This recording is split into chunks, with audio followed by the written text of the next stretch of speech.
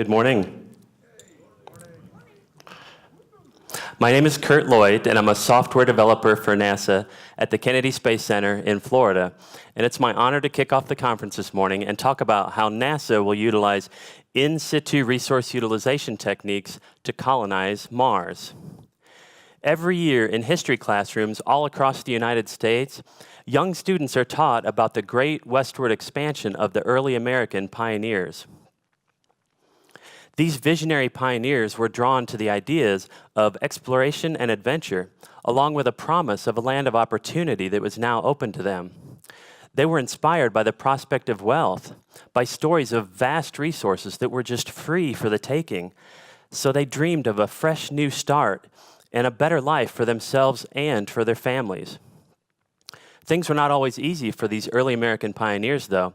They faced danger and death in their efforts to conquer this new frontier. The harsh and unpredictable weather was one of the biggest dangers.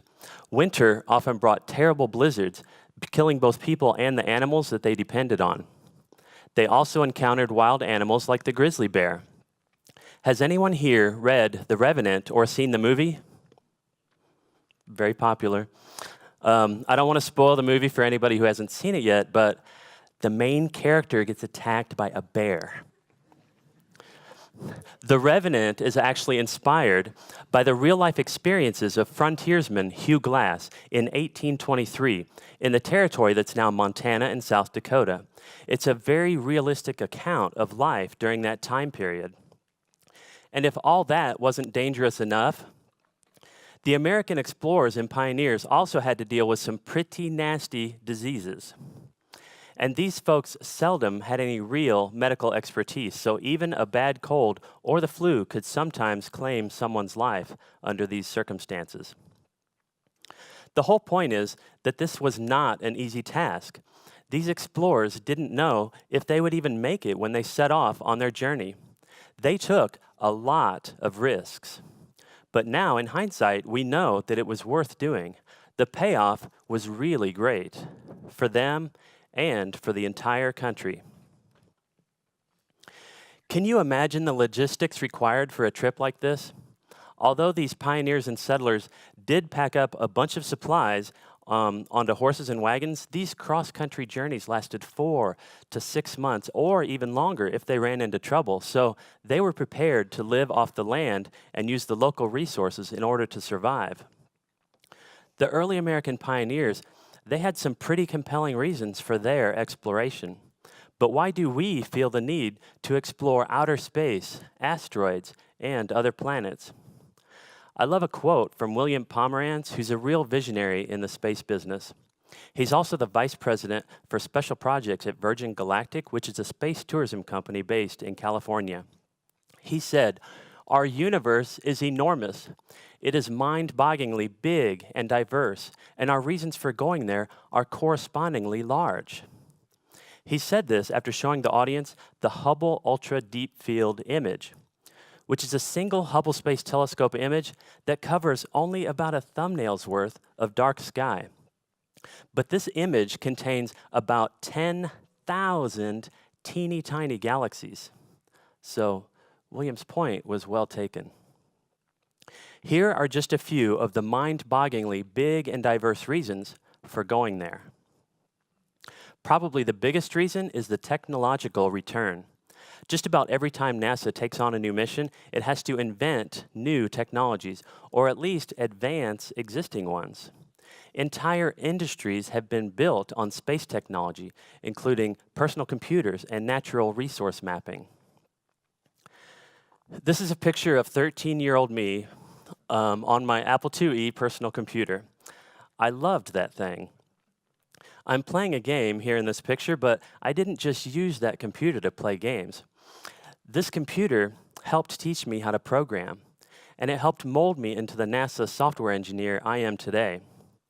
I might not have ever become an engineer if it weren't for this computer. I might not have ever even worked for NASA if it weren't for this computer. We are all influenced and molded by lots and lots of people, and by lots and lots of experiences growing up. But I honestly believe that this computer played an important role. And I don't believe this computer would have been invented if it weren't for the space program pushing that technology and miniaturizing it for space. I just love your hair, dude. It's like all feathered back. Totally 80s, man. You are rocking it. Another reason for exploring outer space is the scientific return. Space exploration almost always leads to new discoveries, and it leads to us learning new information about our world and about our universe. It expands our human knowledge. It can completely change our perspective. Sometimes this new information changes our perspective of our own planet. It can show us our planet's fragility and smallness. It can give us new respect for our planet and for our neighbors. It often helps us to be more safe and be more prepared from weather disasters, for example, or from other big scary things like large asteroids on a collision course. Those are all pretty great reasons to explore outer space, but there's also a huge educational return.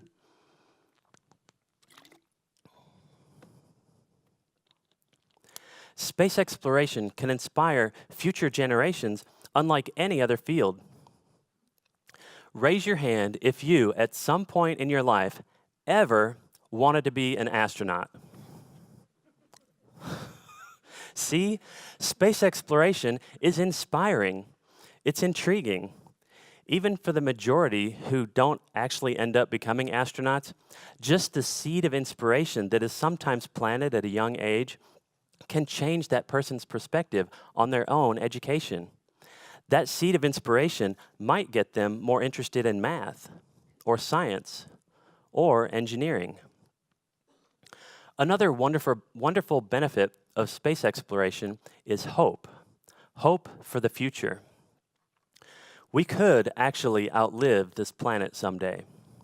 But space exploration gives us real hope based on real science and not just science fiction, that we might be able to colonize outer space and even other planets someday. The great Russian and Soviet rocket scientist Konstantin Tchaikovsky, who was a founding father of rocketry and astronautics, said it this way. He said, "The Earth is the cradle of humanity, but one cannot live in a cradle forever." So there you have a handful of benefits or arguments for exploring outer space, asteroids, and other planets. But to be fair, it is not going to be easy. We face danger and death in our efforts to conquer the frontier of space travel, just like the early American pioneers and explorers faced danger and death in their efforts to conquer their frontier of westward expansion. This is the Apollo 1 crew, Gus Grissom, Ed White, and Roger Chaffee. The Apollo 1 mission was planned to be the first manned mission of the Apollo moon landing program. But this mission never left the ground.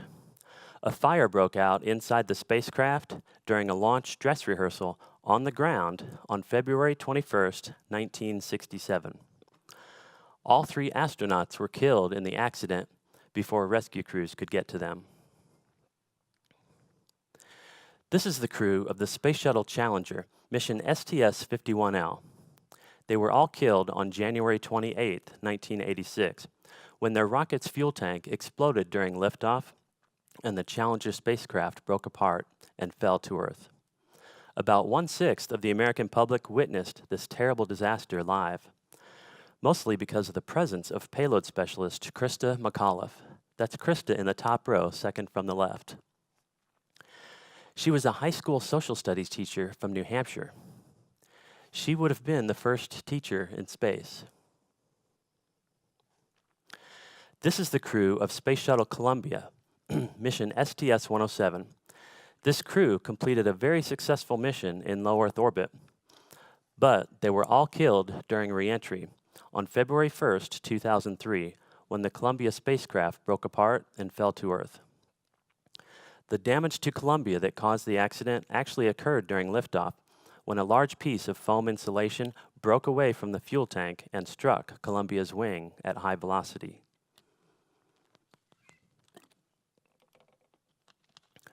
Obviously, space exploration is risky, and it is fraught with danger. But we keep exploring even though we know it's dangerous. We keep exploring because it's important. It is worth doing. The payoff is really great. If these heroes could speak to us today, I think they would tell us to continue to explore. Now, going back to the early American pioneers and their logistics problems, just like they had to live off the land and use the local resources in order to survive, we're going to have to live off the land, so to speak, in our efforts to conquer the frontier of space exploration. Exploration for more than just a couple of days outside low Earth orbit just won't be possible otherwise. These pioneers actually had it pretty easy when you think of it, because their breathing air and their water, they didn't have to bring with them. It was just all around them.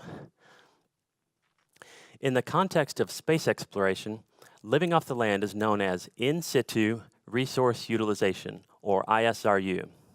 In-situ is Latin for on-site, so it's on-site resource utilization, or using the resources that you find on-site. ISRU is pretty exciting because it's a way to reduce the mass and the cost of space exploration. You might be surprised to hear that there are quite a lot of resources out there. The Earth's moon, for example, it may look like a dry, useless rock, but it is not. NASA has proven that there's water ice located in permanently shadowed regions of the moon. And scientists believe there's even more water ice under the surface hiding from our instruments. So what will we do with water ice? Well, we could make water, and that's pretty useful, at least for us humans. But since water is actually H2O, we can split the water molecules into hydrogen and oxygen, which are both very useful, and I'll talk more about that later. This rock and dust that make up the surface of the moon is actually very useful. The rock and dust on the moon, which is commonly referred to as regolith, is made up of minerals and compounds that consist of more than 40% oxygen atoms by weight. And since we breathe oxygen, that's obviously a very useful resource. Lunar soil also contains lots of other useful raw materials like silicon, iron, aluminum, and magnesium. We can actually make some pretty useful things out of those raw materials. Now let's turn our attention to Mars. What precious resources might there be on Mars? We'll start with the Martian atmosphere, which is mostly carbon dioxide. A full 96% of the atmosphere on Mars is CO2. Each molecule of carbon dioxide is made up of one carbon atom and two oxygen atoms. We already talked about how useful oxygen is. And carbon actually has lots of uses. Carbon is the basis for composite materials, which are very strong and also very lightweight. And it can also be used for on-site 3D printing. We looked at the composition of lunar soil just a bit ago, and the Martian soil is very similar. At least the volcanic portion of Martian soil is. These are basically the same elements that we found in lunar soil, but they're just distributed differently in various minerals and compounds. Martian soil consists of a little bit less than 40% oxygen atoms by weight, and it contains quite a lot of iron, which tends to give the soil its reddish color. But what precious resources are lurking just below the surface on Mars? In 2001, NASA's Mars Odyssey probe scanned the red planet and found plenty of evidence for water ice just beneath the surface, and all over the planet. Even the equatorial regions, which are the warmest regions of the planet, appear to contain a significant amount of precious water ice. Towards the polar regions, where the temperatures are colder, NASA has photographed huge sheets of dry ice or frozen carbon dioxide. These huge sheets of dry ice, they grow and they recede as the seasons change on Mars. So there are definitely lots of different types of precious resources outside of our planet Earth that we might be able to use as part of our exploration missions. And it is just not going to be an option. ISRU technologies are going to be needed for missions where astronauts will live, work, and be productive on another planet. There's just no way economically that we'll be able to pull off those missions without living off the land. Now, I'm going to introduce you to several ISRU technologies that are being investigated for NASA's journey to Mars. If you're wondering what is NASA's journey to Mars, well, it's NASA's plan to develop technologies that the astronauts will use to one day live and work on Mars and to safely return home for that next giant leap for humanity. NASA is right now developing technologies and the capabilities needed to send humans to Mars. We're targeting putting humans on Mars in the 2030s. Human missions to Mars are going to rely on the Orion space capsule, which is shown here in this artist's rendering.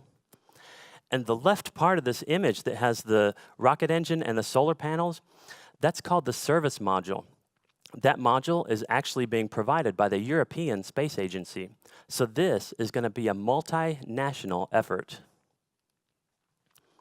Human missions to Mars will also rely on the Space Launch System, or SLS rocket, that is planned to be the most powerful launch vehicle ever flown. There are actually two versions of this SLS rocket that NASA's working on. The version that's pictured here in this artist's rendering is for launching humans inside the Orion capsule, which is mounted up there on top. The second version of the SLS rocket is called the cargo version, or some people call it the heavy version. The cargo version is for launching very heavy objects or payloads out into space. And when we talk about launching very heavy objects or payloads, we're basically talking about habitats or laboratories or other vehicles or equipment that's destined for Mars. You can see the human version and the cargo version of the rockets here in this graphic. And for scale comparison, you can see the Saturn V rocket that we used to go to the moon and also the space shuttle. The Space Launch System rockets are very, very big rockets. And these big rockets are going to help us send humans to Mars. And like the early American pioneers and explorers, there are going to be dangers and unknowns that we will have to deal with along the way. But the payoff is great, so we're excited to go. But to work and operate on Mars for the long term, we're going to need help from some ISRU technologies. The first thing we'll need to do is locate the precious resources on site. Probably the easiest way to look for a precious resource on another planetary body is to send a rover and operate that rover from the comfort and safety of Earth. This rover is called Resource Prospector. It's about the size of a typical golf cart. Resource Prospector is designed to work on the moon, but it'll be driven and operated remotely by a team here on Earth. Resource Prospector is out to prove that we can successfully perform ISRU operations by harvesting resources found on another planetary body. It's designed to drill 1 full meter below the surface. It'll then retrieve a small sample from 1 meter down, and then it will heat that sample up to release any water molecules. Then it will collect and condense those water molecules and store the water on board. Once we've proven this technology on the moon, we can start planning for more distant and more complex ISRU missions on Mars. But what if a wheeled rover can't get to the precious resource? What if the precious resource is down at the bottom of a very deep and steep-walled crater? What if the resource is inside a cave? Well, in that case, one solution would be to use a flying robot rather than a driving one. This robot is called the Asteroid and Lava Tube ISRU Prospector, or ALTIP. Let that sink in for a minute. This is an ISRU prospector that's designed to operate on asteroids and inside lava tubes. How cool is that? This is a pneumatically propelled flying robot. It uses compressed gas thrusters to fly around in environments that contain little or no atmosphere. It's sort of like a quadcopter or a drone, but it uses thrusters instead of propellers. It's not very big. It's only about 1 meter across. This robot is out to prove that we can successfully prospect or search for resources in very hard-to-reach areas. So let's talk about prospecting on asteroids. Picture a rock that's a few kilometers across. There's not a lot of gravity associated with a rock of this size to pull your spacecraft down and hold it down. Only about 1/1000th of our gravity here on Earth. And you're not going to be able to drive around on it with a wheeled rover. One small bump and your rover would just go airborne for a really, really long time. So what you do is you send a mothership along with the ALTIP flying robot. Once the mothership is orbiting the asteroid, ALTIP separates from the mothership and then uses its thrusters to maneuver down to the surface of the asteroid. ALTIP uses a small micro drill to drill into the surface and collect a small sample. Then it flies back to the mothership where the sample can be processed and analyzed. This type of mission should tell us what kinds of precious resources the asteroid is made of. A future mission concept for ALTIP is to actually pull water from the asteroid and then turn that water into steam for propulsion. Then it can just hop from asteroid to asteroid, harvesting its own fuel along the way. Now, let's look at lava tubes. Lava tubes are natural caverns or caves beneath the surface of a planet that are formed by volcanic processes. This is a photo of a skylight or an opening in a hot lava flow in Hawaii. You can actually see the hot lava through the opening there, and there's basically a cave that the hot lava is flowing inside. This is essentially the birth of a lava tube. You do not want to climb down there and explore right now, though. But if you give it a few million years, there's a lava tube that you can explore. Now this is really cool. This is a photo that was taken from lunar orbit, and it clearly shows a lava tube on the moon. You can see a chain of collapsed sections, and then it transitions to an area of uncollapsed area down at the bottom of the screen. This particular tube is about 50 kilometers long. This photo kind of points out the dangers of exploring inside lava tubes. They can collapse on top of you. So exploring in them and prospecting inside would be best accomplished with unmanned and fully autonomous robots like ALTIP. If you think that's cool, check this out. This is a photo of the surface of Mars taken from orbit. At first glance, it looks like any other crater on Mars, but in the middle you can clearly see a dark shadow, and the incoming sunlight is actually shining on a surface down below. This is actually a lava tube skylight on Mars. To give you a feel for scale, the hole is about 35 meters across. Scientists believe that the larger crater looking formation is not an impact crater, but was actually formed over time as the rock and dust fell into the hole, sort of like a sinkhole effect or an hourglass effect. Wouldn't it be cool to explore this underground cavern on Mars? There might be frozen water down there that never sees any sunlight. There might also be other cool mineral deposits or other precious resources down there. This is an artist's rendering showing multiple ALTIP robots exploring a lava tube on Mars. Isn't that a great visual? It's like right out of science fiction. Now, manually controlled rovers and autonomous flying robots are wonderful inventions. But what if you're looking for hidden resources that are sparsely distributed over a wide area? One or two robots just isn't going to be all that efficient at searching a very large area. So what is efficient at searching a very large area? It turns out that ant colonies are. At least for their size and for their brain capacity, ants are quite good at searching an area, finding food and water, and bringing those resources back home. And they accomplish all these tasks without any real leadership or direction, and without a map of any kind. Each individual ant is just born knowing what to do. It turns out that sometimes the best way to accomplish a task has already been perfected by nature. And so scientists have studied ants, and they've taken careful notes on how the ants behave when searching for food, bringing that food home to the nest. It turns out that these ant foraging behaviors can be reduced to just a small set of relatively simple rules, which makes sense since ants have such small brains. And so we've programmed these ant behaviors into a group of small robots. We call them the swarmies. The Swarmy Robot Platform is a low-cost, ground-based research and demonstration platform. The swarmies are able to, the swarmies are able to find and collect simulated resources from an unknown area that's filled with obstacles.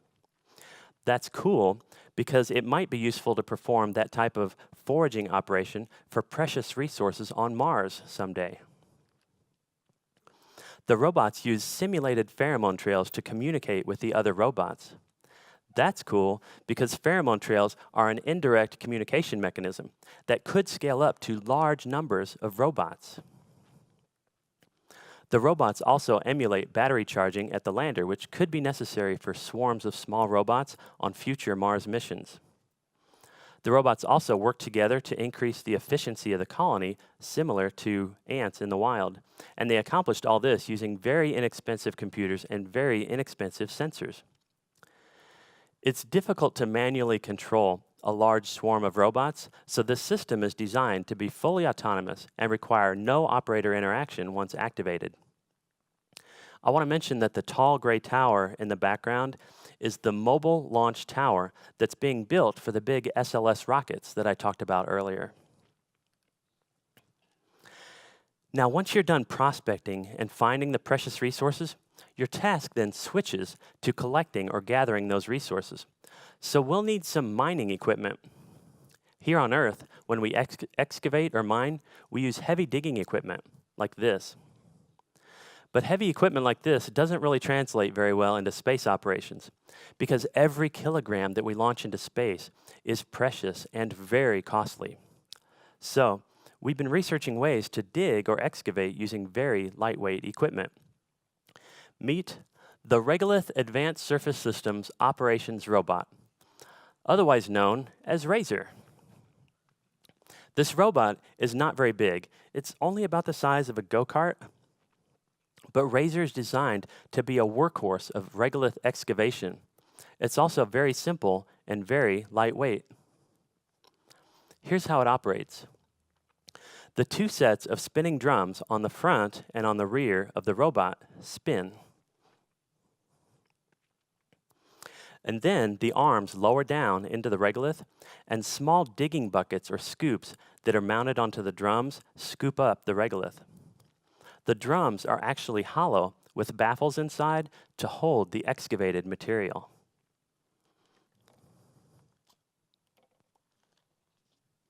The robot actually drives forward while digging in order to dig a shallow but long trench.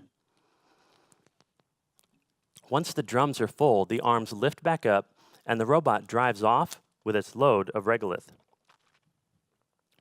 When the robot reaches the processing plant back at the lander, it reverses the drum rotation direction to unload the regolith. Then Razor goes back and digs in the same slot trench over and over again, each time only digging down just a centimeter or two. But over time, Razor will dig down far enough to reach the regolith that's holding the water ice. This is an animation that I created showing Razor operating on Mars. There are lots of innovations in this robot's design, but probably the biggest and most impactful innovation is the counter-rotating drum system. While digging, the drums are rotating in opposite directions. This opposite rotation actually makes the horizontal digging forces cancel out. That means that when this robot is digging, it can barely even feel any resistance from those digging forces, and it doesn't need to provide a lot of wheel traction in the opposite direction like the heavy mining equipment that we use here on Earth. By testing this excavation design in the lab and lifting up on the robot, we've proven that this robot can dig in very low gravity conditions, and that is going to be very useful on the moon or on Mars someday. We talked about the swarmies earlier as a prospecting system, but I think a swarm of robots might also be helpful for gathering resources too. If we used a small swarm of Razor excavators, rather than just one, we might be able to keep a constant stream of raw materials flowing into the processing plant. Okay, so we've located the precious resources. And we've gathered or collected piles and piles of raw material. But the precious resources are embedded inside those raw materials, and we have to get them out of there and into a form that we can actually use. So we're going to need some sort of processing plant to extract the precious resources from the raw materials on site. This is an artist's concept of a regolith processing plant on Mars. It shows an older design of our Razor robot, bringing regolith to the processing plant. Once Razor digs down to the regolith that has the water ice embedded in it, we're in business because we can separate those water molecules from that regolith, and then we can separate hydrogen and oxygen from the water. Let's take a look at that chemistry. Don't worry, I'm a software guy, so I'm pretty scared of chemistry myself, but this example is about as simple as it can get. Water is H2O, which means that each water molecule contains 2 hydrogen atoms and 1 oxygen atom. If you pass an electric current through the water, a pair of water molecules will decompose into 2 hydrogen gas molecules and 1 oxygen gas molecule. Yeah, it's pretty much just magic. I was always told to keep electricity away from water, but in this case, it actually performs some very useful work. So we can just liquefy the hydrogen in a tank, and we can liquefy the oxygen in a separate tank, and we've got ourselves a gas station on Mars. Yes, liquid hydrogen and liquid oxygen make awesome rocket propellants, and we can create them both on Mars. And we can use the energy from the sun to power this processing plant on Mars. There's also another important raw material on Mars, and we don't have to send robots out into the depths of craters to find it. It's the atmosphere. This is a diagram of MOXIE, which is short for Mars Oxygen ISRU Experiment. MOXIE is one of several scientific experiments that are going to fly on board the Mars 2020 rover and operate on Mars in the year 2021. MOXIE pulls in carbon dioxide from the Martian atmosphere, and it produces oxygen. Let's look at the chemistry behind this process. If we pass the carbon dioxide gas through an electric field with a specially formulated electrolyte in the middle, the CO2 gas molecules will react with that electrolyte, which causes them each to release one of their oxygen atoms, and then 2 oxygen atoms combine to make the oxygen gas molecule. Okay, this chemistry stuff isn't so bad. Actually, it's kind of cool. Both of these chemical reactions we just looked at require energy to be put into the process to make the chemical reaction occur. But has anyone here ever heard of the Sabatier reaction? One. There's a couple. The Sabatier reaction is an exothermic reaction, which means that it releases energy, as opposed to an endothermic reaction, which requires energy to be put in. So under the right temperatures and pressures, if you introduce hydrogen and carbon dioxide to the right catalyst material, methane and water will be magically generated. And energy is also generated in the form of heat. This is a self-sustaining reaction, though.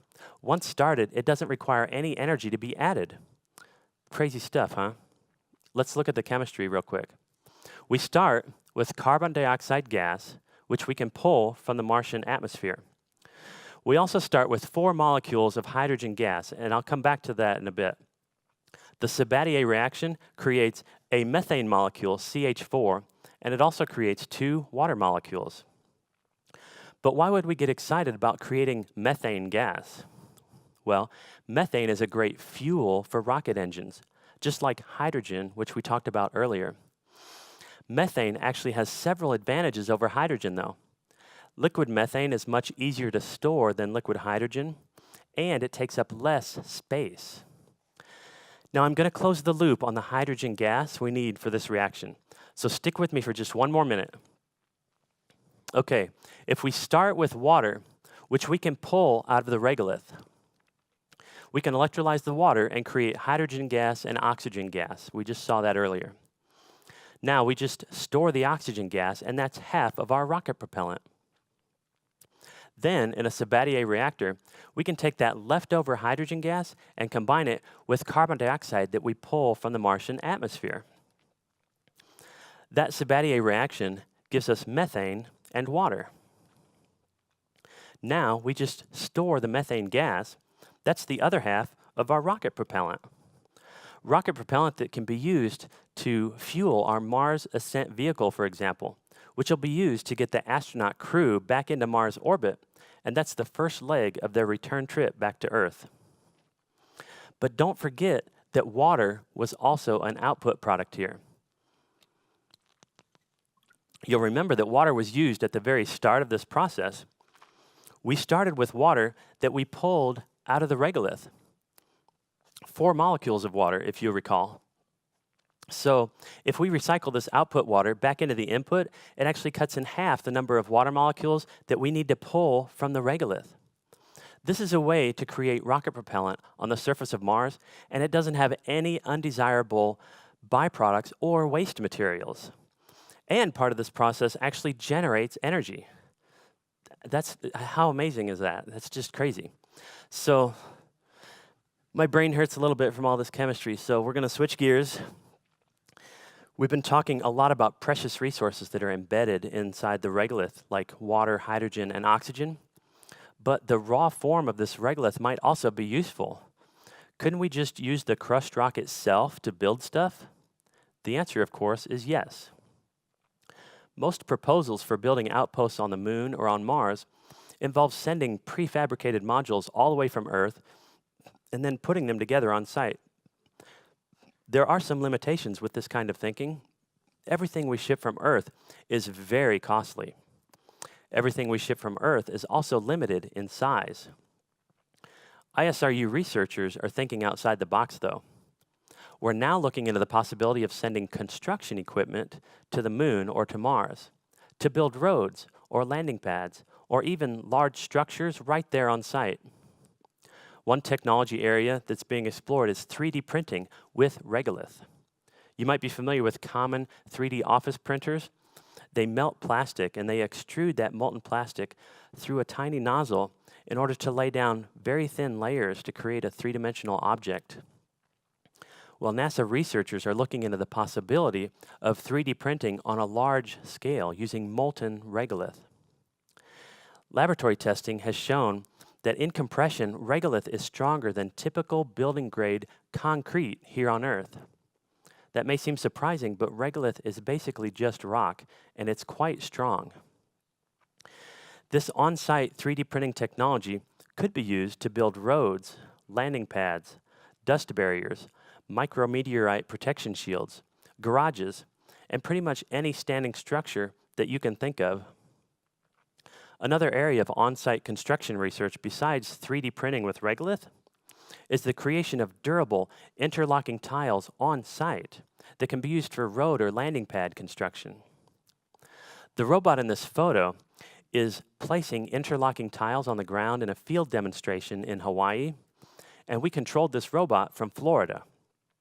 The tiles are created completely from crushed volcanic rock using a high-temperature baking technique.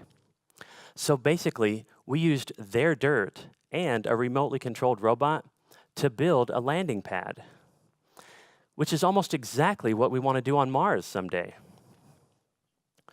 As I mentioned earlier, Mars and lunar regolith both contain metals like iron, aluminum, and magnesium, all of which could be extracted from the regolith and used to 3D print metal components and parts. NASA, along with several aerospace companies, are right now perfecting the process of 3D printing complex metal rocket engine parts to speed up manufacturing processes, like the 3D printed liquid hydrogen turbopump shown in this photo.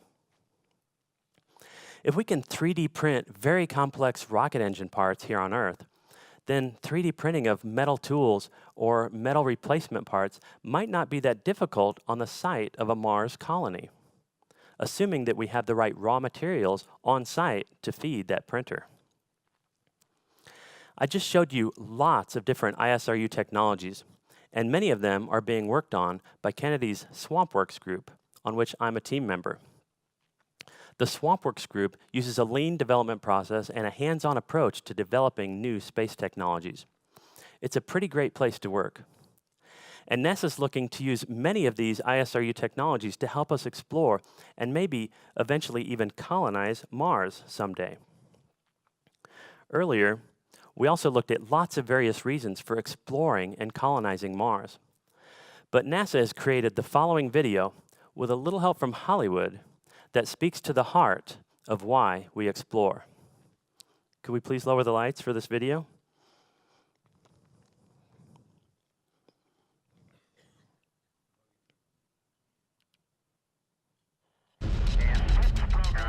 Roger the pitch. 7, 6, 5, Roger, Roger. You're looking good. 3, 2, 1. We are the explorers. We have a need to find what is out there. It is a drive inside each and every one of us. The drive to wonder, to push the boundaries, and to explore. We expanded across our lands, settling new frontiers. We took to the oceans and learned that we could cross treacherous expanses in the pursuit of discovery. And then we took to the skies and flew.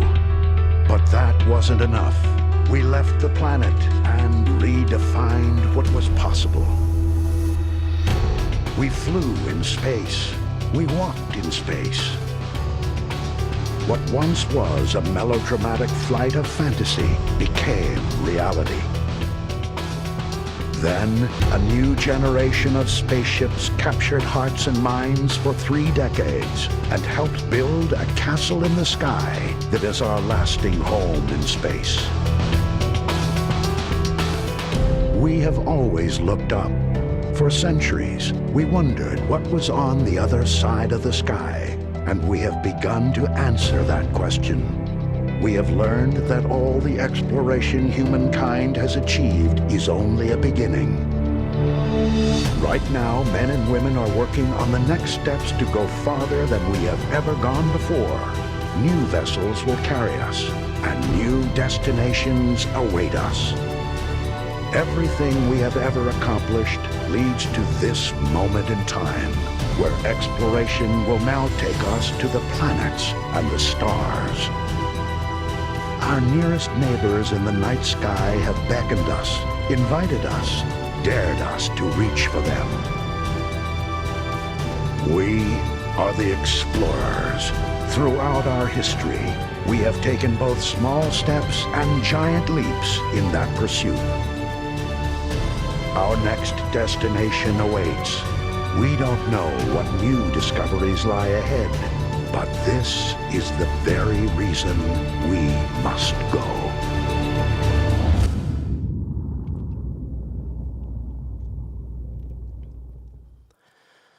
So my closing message for you here today is that we all are the explorers and the pioneers, not just the NASA astronauts or the NASA workforce or the aerospace contractor employees, not even the entire American population. Sending humans to Mars to explore and set up residence, even a temporary 1-year residence, it's an earthling effort. This is a humankind effort, and it will be a humankind accomplishment. And we will all take pride in that accomplishment when it's completed.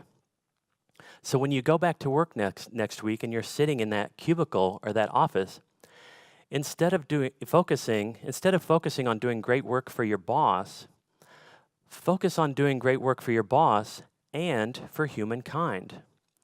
It doesn't matter whether you work in the engineering field or the medical field or human resources or business management.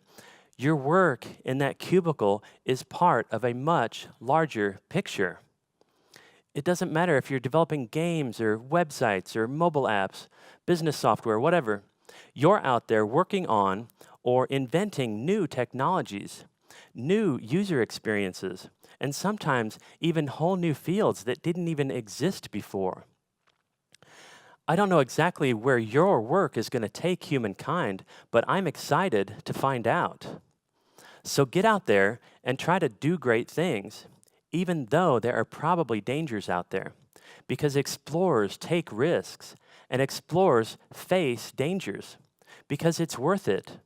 The payoff is really great. Remember, we are the explorers, and like the video said, We aren't sure exactly what new discoveries lie ahead, but that is the very reason we must go. Thank you.